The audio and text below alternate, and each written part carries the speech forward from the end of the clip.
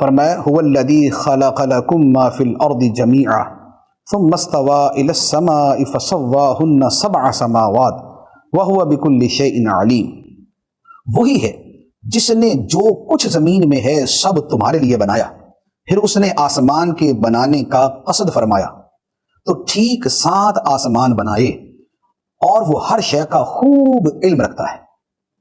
اللہ کی شان یہ ہے، فرمایا کہ زمین میں جو کچھ ہے اللہ نے تمہارے لیے بنایا ہے۔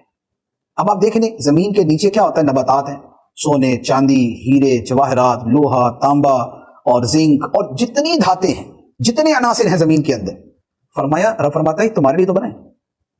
زمین کے اوپر جتنے پھل، جتنی سبزیاں، جتنی جڑی بوٹیاں، اس کے لیے تمہارے لیے۔ نہر رواں، دریا جاری، سمندر جاری، کس کے لیے؟ تمہارے لیے۔ تو فرمایا کہ زمین میں جو کچھ بھی ہے رب نے تمہارے لیے بنایا۔